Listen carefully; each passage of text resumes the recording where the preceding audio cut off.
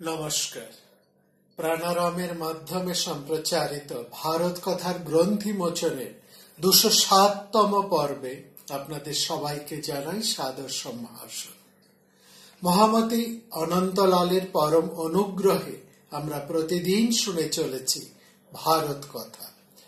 ভারত কথার গত পর্বে আমরা শুনেছি নল এবং দময়ন্তীর বিবাহের সংবাদ। তাদের একটি পুত্র এবং একটি কন্যা যথাক্রমে ইন্দ্রসেন ও ইন্দ্রসেনা জন্মানোর কথা। দেবতারা যখন দময়ন্তীর সেই বিবাহ সভা হতে বিদায় নিয়ে স্বর্গের দিকে রওনা দিচ্ছিলেন, সেই সময় পথে তাদের সঙ্গে দেখা হলো কলি এবং দাপরের। কলি এবং দাপরের এই দুটি কথা যখন আসছে, তখন আমরা এই দুটিকে দুটো যুগ হিসেবে, সময়ের একটা নির্দিষ্ট সময় হিসেবে সাধারণত ধরে থাকি। দাপরের শেষে কলি আসে, সত্য, ত্রেতা, দাপর এবং কলি। দাপর সময়টির মধ্যেও অনেক খারাপ কিছু ঘটে থাকলেও মূল্যবোধের মান অনেকটা হ্রাস পেলেও সেটা কিন্তু কলির থেকে অনেকটা ভালো। আর অন্যদিকে কলি হচ্ছে একেবারে নিকৃষ্টতম একটা সময়।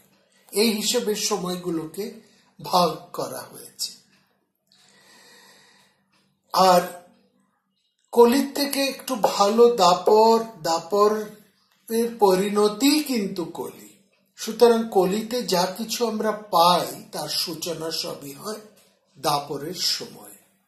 সুতরাং দাপরকে যে খুব ভালো বলা যায় না। কলি আর দাপর এই দুটো কিন্তু সেই সময় পাশা খেলারও দুটি চাল।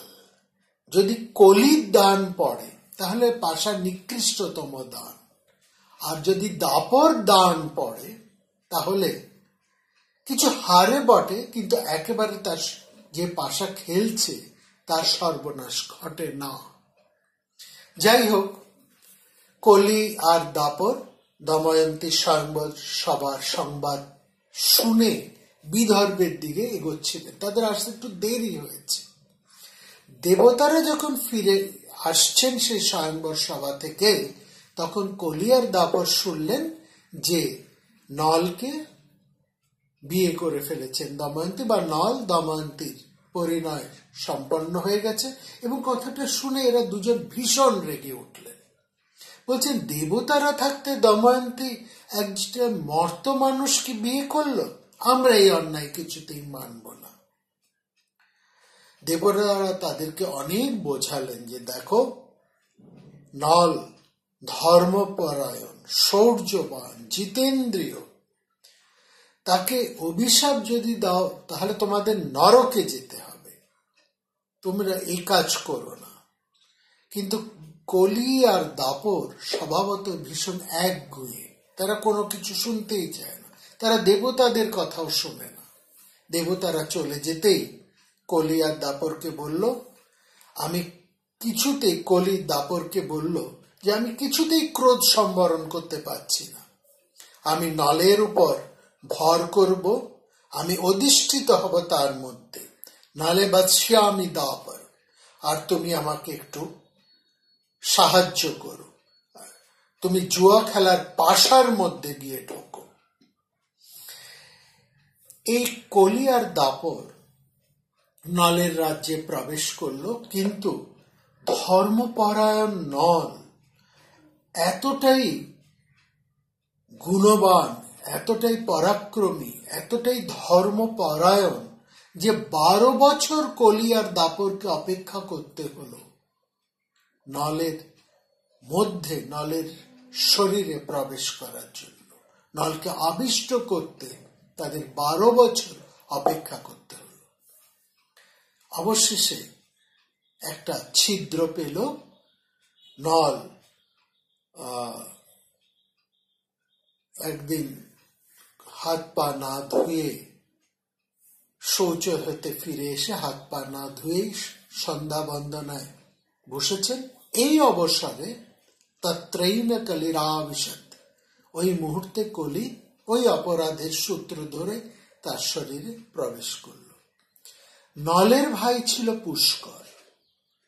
কলি তাকে বললেন, তুমি চলো নলের সাথে পাশা খেলবে, তাকে হারিয়ে তুমি রাজ্য পাবে, আমি তোমার সাথে আছি। খুশিতে বিহ্বল হয়ে পুষ্কর গেলেন দাদার কাছে, কিন্তু দাদা কিছুতেই পাশা খেলতে চায় না। অনেক চেষ্টায়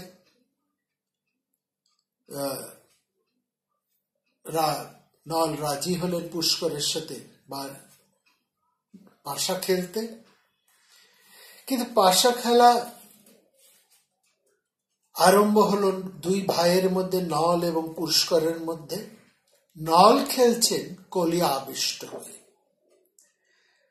একে একে খেলতে খেলতে তিনি সবকিছু হারতে আরম্ভ করলেন। আবিষ্ট কালিনাদুতে জিয়াতে স্মরণালাস্তদা। নল এতটাই ক্রীড়ামত্ত, পাশা খেলায় এতটাই উন্মত্ত হয়ে গেছেন যে পুরবাসীরা রাজাকে গিয়ে থামতে বললেন, মন্ত্রীরা এসে থামতে বললেন, কিছুতেই কোনো কথা শুনছেন না নল। তিনি উন্মত্তের মতন খেলে চলেছেন, দান ধরছেন আর হেরে যাচ্ছেন। নলের এই অবস্থা দেখে নলের সারথি দময়ন্তীর কাছে চলে এলেন নলকে বুঝিয়ে তাকে পাশা খেলা হতে নিরস্ত করার জন্য।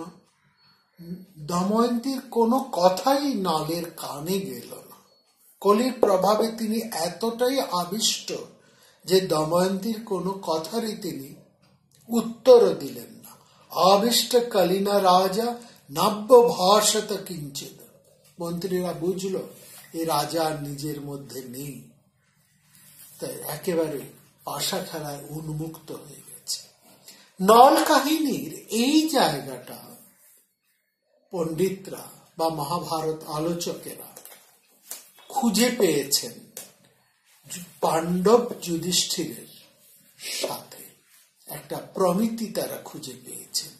এই জায়গাটা যেখানে নল উপমিত হয়েছেন যুধিষ্ঠিরের সাথে, বা যুধিষ্ঠির উপমিত হয়েছেন নলের সাথে। এই যে রাজা নল কিংবা রাজা যুধিষ্ঠির এখানে পাশা খেলায় এমন ভাবে তারা আবিষ্ট হয়ে পড়েছেন, তারা একটা পজেসড হয়ে আছে, এখানে একটা আবিষ্ট হয়ে আছে। নলকে আমরা দেখছি possessed by Kali, Yudhishthir also possessed by that পাশা, লাইক দ্যাট কলি। এরকমই একটা হয়ে গেছে, একটা ভূতাবিষ্ট অবস্থা।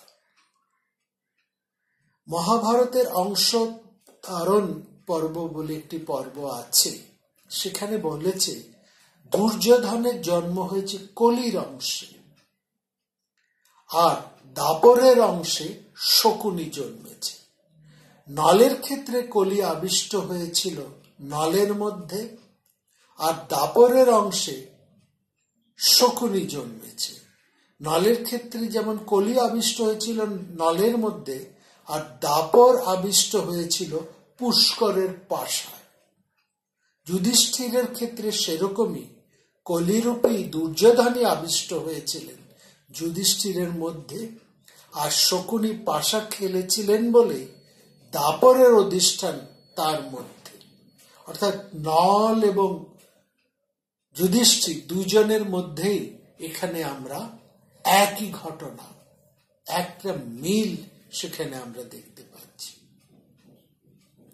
ফলত দ্রুত সভায় যুধিষ্ঠির দ্রৌপদীর প্রতি যে আচরণ করেছিলেন সেটা দুর্যোধনকে মানায়, যুধিষ্ঠিরকে মানায় না। কিন্তু কলিরূপী দুর্যোধনের প্রভাবে যুধিষ্ঠির যেন এই ধরনের আচরণ করে চলেছে।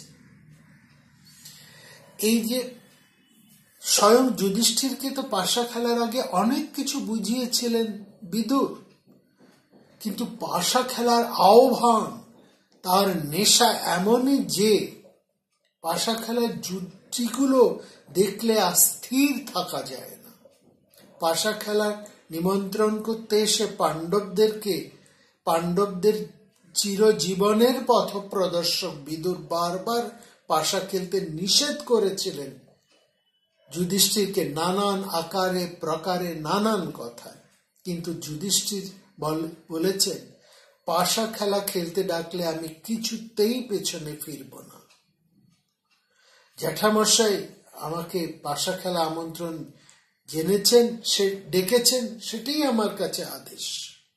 এখানেও আমরা দেখছি দময়ন্তী পূর্ণ শ্লোক নল রাজাকে দেখছেন চেতনাহীন, গতচেতসম, আর স্বামীর এই অবস্থা দেখে দময়ন্তীর অবস্থা হয়ে উঠেছে উন্মাদের মতন, একেবারে বিপর্যস্ত অবস্থা, পাগল অবস্থা। তবু তিনি মাথাটা নিজের ঠান্ডা রেখেছিলেন। দময়ন্তী মন্ত্রীদের সাথে আলোচনা করে আবার নলকে গিয়ে বললে, দেখো এই পাশা খেলায় তোমার সব গিয়েছে, এই যেটুকু আছে সেটুকু তুমি রক্ষা করার চেষ্টা করছো না। এইবার যেটা করছেন দময়ন্তী, দ্রৌপদী কিন্তু সেটা করেননি। রাজসভায় যে দূতের আসর চলছিল সেখানে যুধিষ্ঠির পরের পর সব হেরে যাচ্ছে, সেই খবর দ্রৌপদীর কাছে এসেছেন, কিন্তু যুধিষ্ঠিরকে বারণ করার কোনো চেষ্টা করেননি দ্রৌপদী। হয়তো তিনি বুঝেছিলেন বারণ করে কোনো লাভ হবে না। দময়ন্তী নলের অবস্থা জেনে তাদের বিশ্বস্ত সারথী বার্ষ্যকে ডেকে এনে তার দুই ছেলে মেয়ে, তাদের অসাধারণ নলের রথ এবং নলের ঘোড়াগুলোকে, যেটা নলের সবচাইতে দামি জিনিস, তার দুই পুত্রকন্যা, নলের রথ এবং নলের সেই দামি দামি ঘোড়াগুলোকে তার বাপের বাড়ি বিদর্ভ নগরে পাঠিয়ে দিলেন। নিজে অবস্থায় তিনি রইলেন নলের সঙ্গে, নল যেখানে যাবেন সেখানে যাবেন। এইখানে একটা কিন্তু যুধিষ্ঠিরের থেকে আলাদা আমরা দেখছি নলকে। শেষ মুহূর্তে নলের যখন আর কিছু নেই, তখন পুষ্কর, নলের ভাই পুষ্কর বলছে, তোমার হাতে তো দময়ন্তী আছে, তাকে পণ রাখো। শিষ্টাতে দময়ন্তকা দময়ন্তপনা সাধু বর্ততা ইয়দি মন্যসে, তুমি যদি চাও তুমি দময়ন্তীকে পণ রাখতে পারো। বৃহদ্দশ মুনি যুধিষ্ঠিরকে নলের কাহিনী শোনাচ্ছেন। নলের সঙ্গে তুলনায় তিনি সান্ত্বনা দিচ্ছেন যুধিষ্ঠিরকে, কিন্তু এখানে একটা জিনিস বুঝিয়ে দিচ্ছেন, দেখো তোমার চেয়েও বেশি দুর্ভাগা নল, সে কথা ঠিক, কিন্তু নল, তুমি যে মারাত্মক জিনিসটা ভুলটা করেছ, নল কিন্তু সেই ভুলটা করেননি। নল পুষ্করের পরামর্শ মতো দময়ন্তীকে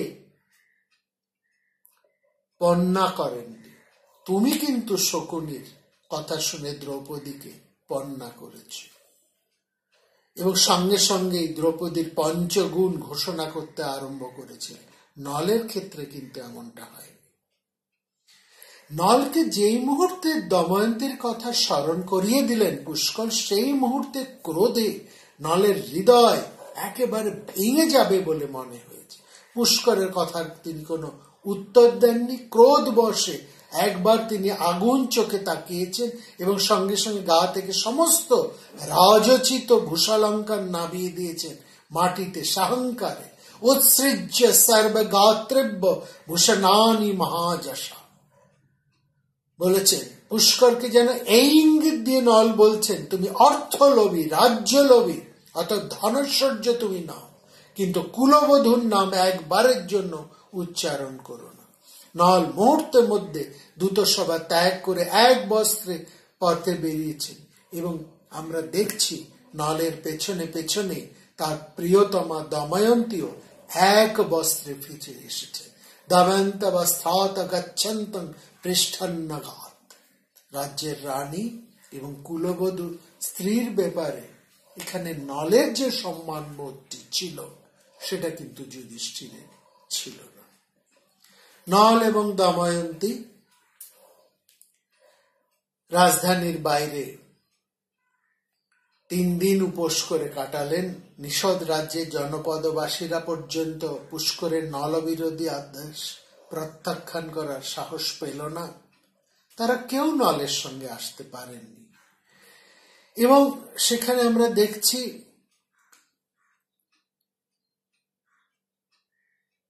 শুধু জল খেয়ে 3 রাত কাটিয়ে দিলেন রাজা রানী। বনে বনেই তারা ঘুরছেন, খুঁজে পেতে ফলমূল যা পান তা দিয়েই তাদের উদর পূরণ হন। এইভাবে ঘুরতে ঘুরতে দেখলেন কতগুলো সোনার পাখনাওয়ালা পাখি। নল দেখতে পেলেন। পক্ষী মাংস হাহার হবে বলে পাখি ধরার জন্য নিজের পরার কাপড়টি পাখিদের দিকে ছুঁড়ে দিলেন। কাপড়টি ছুঁড়ে পাখিগুলোকে ধরতে গেলেন নল। আর তারা বললাম, বয়াম আখ্যা, আমরা হচ্ছে সেই পাশার গুটি, তোমার শেষ সম্বল ছিলাম, তাও কেড়ে নিতে এলাম। এই বলে নলের কাপড়টিকে নিয়ে সেই পাখিগুলো আকাশের দিকে উড়ে গেল। নল দময়ন্তীর কাছে ফিরে এলেন। দময়ন্তীর থেকে অর্ধেক কাপড় নিয়ে নল নিজের লজ্জা নিবারণ করলেন। এইভাবে তারা চলেছেন পথে পথে। খানিকটা দূর গিয়ে নল দেখলেন যে এই পথে বিদর্ভের দিকে যাওয়া যায়, এই পথটি গেছে কৌশলে। দময়ন্তী বুঝলেন যে নল কি বলতে চাইছেন, কি ইঙ্গিত করছেন। দময়ন্তী বললেন, না চ ভার্য সমং কিঞ্চিত ঔষধং সর্ব দুঃখেষু। স্ত্রীর সময় কিছুই হয় না, সেই তো সব দুঃখের ঔষধ। নল বলছেন, ঠিকই বলেছ। নাস্তি ভার্য সমং মিত্র নরসতর্ষ ভেষজম। স্ত্রীর সমান বন্ধু নেই, দুঃখী মানুষের সেই প্রতিকার। আমি তো তোমায় ত্যাগ করতে চাইনি। দময়ন্তী বললে, তাহলে আমাকে বাপের বাড়ির দিকের পথটা কেন দেখালে? বিদর্ভে যদি যেতেই বলো, আমি একলা যাব না, তুমিও চলো, বাবা আদরে রাখবেন আমাদের। নল বললেন, একসময় আমি রাজার মতো গেছি, এখন দিন দরিদ্র হতশ্রী হয়ে তার আশ্রয় আমি নিতে পারবো না। এক দেহে দুটি দেহ, এক কাপড়ে দুটি দেহ জড়িয়ে তারা বন বনান্তরে ঘুরে চলেছেন। ক্লান্তিতে গাঢ় ঘুমের ঢুলে পড়েছেন দময়ন্তী। নলকে তিনি বেঁধে রেখেছেন নিজের কাপড়ের ডোরে, পাছে নল তাকে ছেড়ে অন্য কোথাও চলে যান, এমন একটা আশঙ্কা হয়েছে দময়ন্তী। নল উঠলেন, বুঝলেন তার দুজনের যে গিঁট বাঁধা কাপড়, এটা কাটা দরকার। নল কাছেই দেখতে পেলেন, খুঁজতে খুঁজতে, বিকোষম খড়গং উত্তমম, খাপ ছাড়া একটা তরোয়াল পড়ে আছে। তাই দিয়ে তিনি দুটো কাপড়কে আলাদা করলেন, যে গিঁট দিয়ে, শক্ত গিঁট দিয়ে যে দময়ন্তী নলকে বেঁধে রেখেছিলেন, সেই গিঁটটি কেটে নল বনের দিকে পা বেড়ালেন। একবার যাচ্ছেন, আবার ফিরছেন, আবার করতে করতে তিনি দুরন্ত নেশায় দময়ন্তীকে বনের মধ্যে ফেলে রেখেই চলে গেলেন। ঘুম ভাঙল দময়ন্তীর, দেখলেন কাপড় কাটা, নল নেই। খুঁজতে খুঁজতে তিনি পড়লেন এক অজগরের মুখে। মৃত্যুর সামনে দাঁড়িয়ে ভাবছেন, ক্ষুধায় তৃষ্ণায় কাতর নল যখন দেখবেন তার পাশে দময়ন্তী নেই, তখন কি হবে। হঠাৎ একটা ব্যাধ এলো সেখানে, সে অজগরকে শেষ করলো। কিন্তু টুকরো কাপড় জড়ানো রূপসীর কাছে সে এগিয়ে এসে দময়ন্তীর কাছে এসে বসল। দময়ন্তী জ্বলে উঠে ভীষণ শাপ দিল সেই ব্যাধকে, আমি নল ছাড়া কাউকে চিন্তা করি না, আমার এই অভিশাপে ব্যাধ এই মুহূর্তে ভস্য হোক। দময়ন্তীর শাপে ব্যাধ সেই মুহূর্তে ভস্যে পরিণত হল। দময়ন্তী নলের সন্ধান করতে করতে যাচ্ছেন, খুঁজতে খুঁজতে তিনি যাচ্ছেন নানা জায়গায়, কোথাও তিনি নলের খবর পাচ্ছেন না। চলতে চলতে দময়ন্তী এসে পৌঁছলেন চেদিরাজ সুবাহুর নগরে। সেখানে তিনি নলের নিজের কাহিনী বিবৃত করে, নিজের কাহিনী জানিয়ে কিছু বণিক গোষ্ঠীরা যাচ্ছিল, তাদের কাছে নিজের কাহিনী বলে তিনি নলের খোঁজ নেবার চেষ্টা করলেন। বণিকদের সাথে হাঁটতে হাঁটতে দময়ন্তী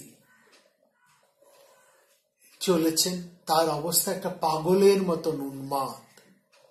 সেখানে ওই উদ্ভ্রান্ত বণিকদের মধ্যে একটা গ্রাম্য হাতি এসে বণিকের দলকে আক্রমণ করলো। বণিকরা বললো, ওই যে আমাদের সাথে পাগলিটা এসছে, ওর ফলে আমাদের এরকম অবস্থা, ওকে মারো, ওকে তাড়াও এখান থেকে, ওই পাগলিটাকে সরাও। দময়ন্তীর এরকম পাগল অবস্থা, পাগল পাগল চেহারা, তাকে কেউ চিনতে পারছে। দময়ন্তী লুকিয়ে পড়লো। ওরা যখন মারতে এলো এবং ওদের অনুসরণ করে, সেই বণিকদের অনুসরণ করে চেদিরাজ সুবাহুর নগরে এসে পৌঁছলেন দময়ন্তী। সোজা এসে দাঁড়ালেন প্রাসাদের সামনে। রাজমাতা চেদিরাজের, সুবাহুর মাতা রাজমাতা ছাদে ঘুরছিলেন। দময়ন্তীকে দেখে বললেন, দেখো তো মেয়েটাকে, পাগল পাগল, অথচ চেহারার মধ্যে একটা লক্ষ্মীমন্ত ছাপ, কি হয়েছে ওর, ওকে নিয়ে এসো। দময়ন্তী সমস্ত দুঃখের কাহিনী তাকে শোনালেন। সেখানে আশ্রয় পেলেন দময়ন্তী। জননী চেদিরাজ জননী তাকে আশ্বাস দিলেন যে নলের খোঁজে তিনি লোক পাঠাবেন এবং নিজের কন্যা সুনন্দা সখী করে দিলেন দময়ন্তীকে। দময়ন্তীর সেই দ্রৌপদীর মতনই, অজ্ঞাতবাসে দ্রৌপদীর মতনই তিনি শর্ত দিলেন, আমি কারো উচ্ছিষ্ট করব না, খাবো না, কারো পা ধুইয়ে দেব না, এবং অন্য কোনো পুরুষের সাথেও আমি কথা বলবো না।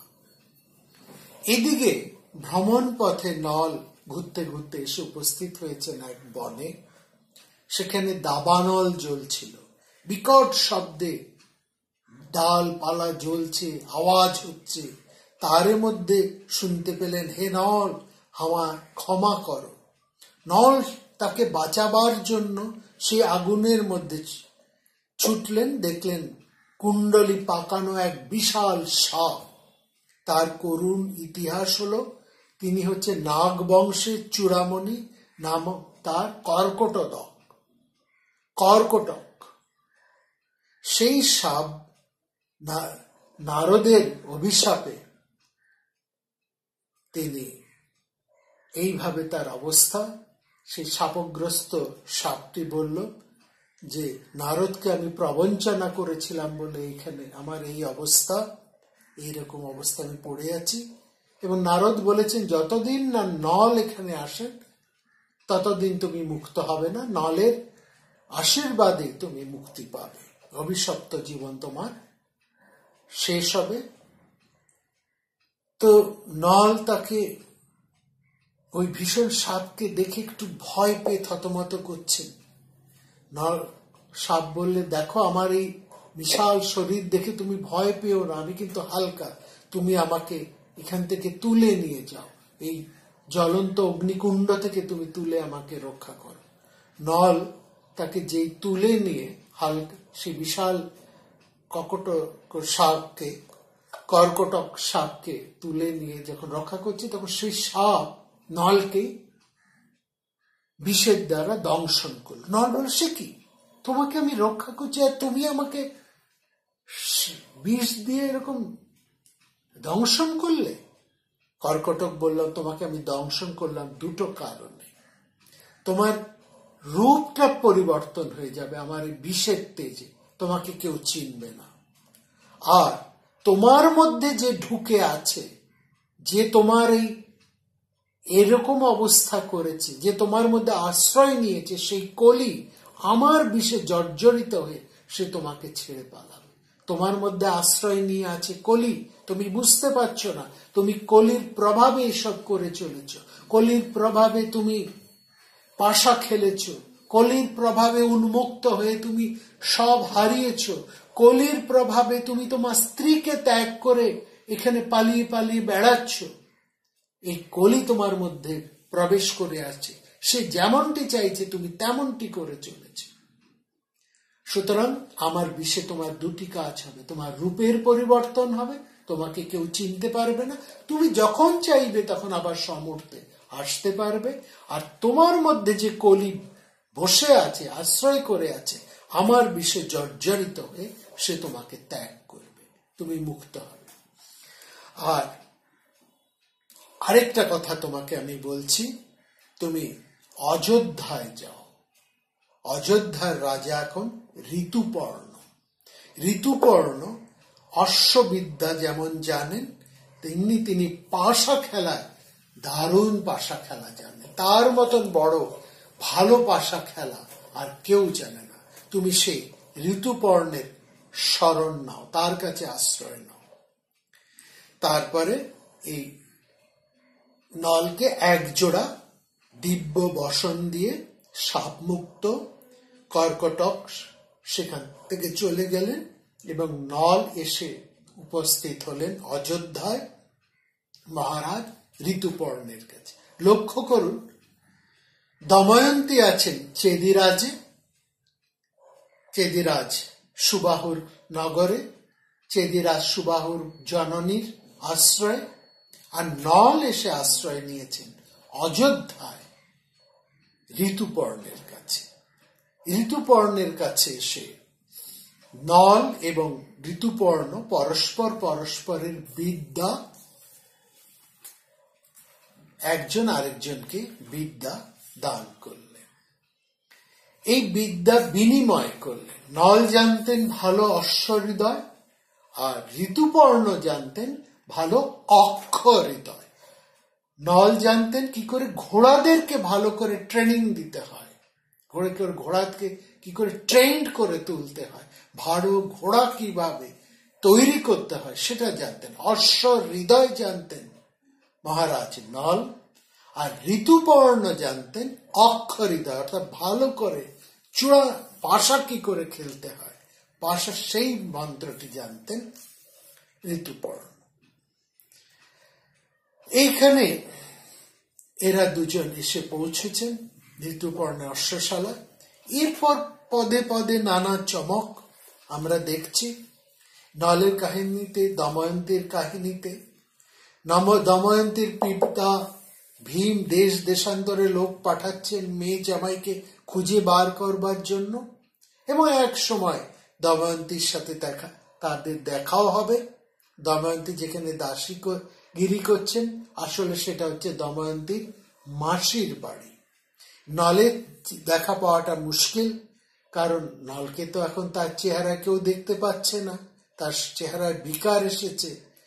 আর বিকারগ্রস্ত না হলে নল কি করে তার ওই অনুপম চেহারা নিয়ে আরেকজন রাজার কাছে চাকরি পান।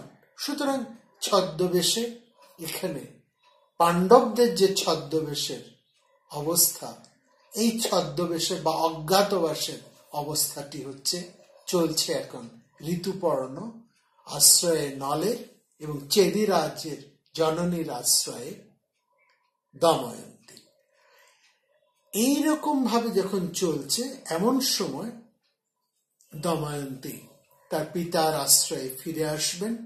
সেখানে এসে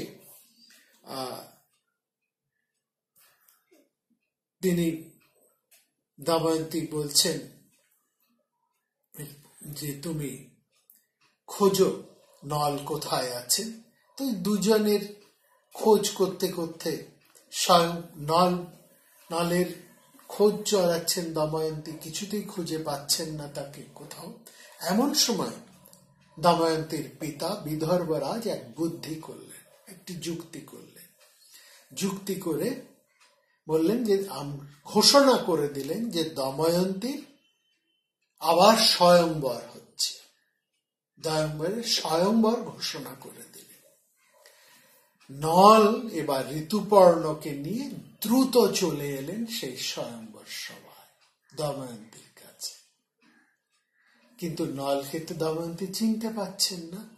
যাই হোক, এই পথে যখন ঋতুপর্ণকে নিয়ে দ্রুত নল আসছেন, এই সময় নল ঋতুপর্ণকে শিখিয়ে দিলেন অশ্বকে কি করে ভালোভাবে ট্রেনিং দিতে হয়, অর্থাৎ অশ্ব হৃদয়টি নল দান করলেন ঋতুপর্ণকে, এবং ঋতুপর্ণ দান করলেন তার অক্ষ হৃদয় নলকে। যাই হোক, ভীষ্মকের সেই বিদর্ভে এসে উপস্থিত হলেন নল এবং ঋতুপর্ণ। সেখানে নলকে আবার পুরনো চেহারায় ফিরে পেলেন দময়ন্তী। দুজনের মধ্যে আবার মিলন হলো, তাদের কন্যা সন্তানদেরকেও তারা খুঁজে পেলেন। এইভাবে নল দময়ন্তীর মিলন সাধিত হলো। নল এবার দময়ন্তকে নিয়ে পুষ্করকে চ্যালেঞ্জ জানালেন পাশা খেলার, কারণ নল তো এতক্ষণ পাশা খেলায় প্রতিষ্ঠিত হয়ে গেছে, অভিজ্ঞতা শিখে গেছেন পাশা খেলা। রাজা ঋতুপর্ণের কাছেতে অক্ষ হৃদয় জেনেছেন নল। তিনি এবার পুষ্করকে হারিয়ে সমস্ত তার সম্পদ উদ্ধার করলেন এবং পুষ্কর উল্টো চালে পুষ্করকে নাস্তানুবোধ করে জিতে নিলেন নিজের রাজ্য। নল পুষ্করকে ক্ষমা করে দিয়েছিলেন এবং রাজ্যের একটা অংশ তিনি ছোট ভাইকে দিয়েছেন।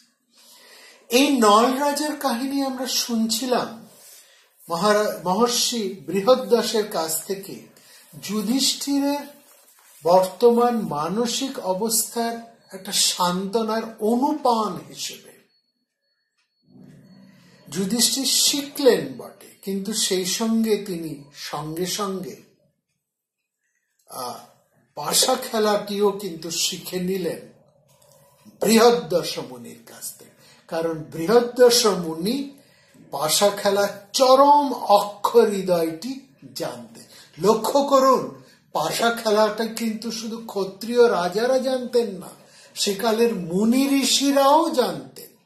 এবং পাশা খেলার অক্ষর হৃদয়, চরম অক্ষর হৃদয়টি জানতেন কিন্তু একজন মুনি, তিনি হচ্ছেন মহর্ষি বৃহদ্দশ।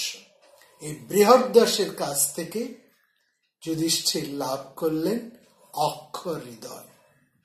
যুধিষ্ঠির অক্ষর হৃদয় লাভ করলেন বটে, কিন্তু তিনি ধর্মে এতটাই সুপ্রতিষ্ঠিত যে তিনি তক্ষুনি মহারাজ নলের মতন ছুটলেন না পাশা খেলার গুটি নিয়ে হস্তিনাপুরে।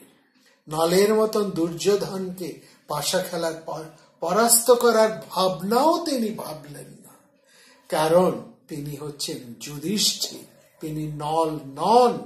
এইখানেই নলের সাথে যুধিষ্ঠিরের এই কাহিনীতে যতটাই মিল থাকুক না কেন, তফাৎ অবশ্যই আছে, সেটা দেখাচ্ছেন মহাভারতে মহাকবি। কারণ যুধিষ্ঠির যে অন্যায় করেছেন, তিনি যা প্রতিজ্ঞা করেছেন, অন্যায়ের পুরো ফল এবং প্রতিজ্ঞার সম্পূর্ণ সময়টি তিনি পূর্ণ করেই তারপর মুখোমুখি হবেন ধৃতরাষ্ট্রের, মুখোমুখি হবেন দুর্যোধনের, মুখোমুখি হবেন কৌরব।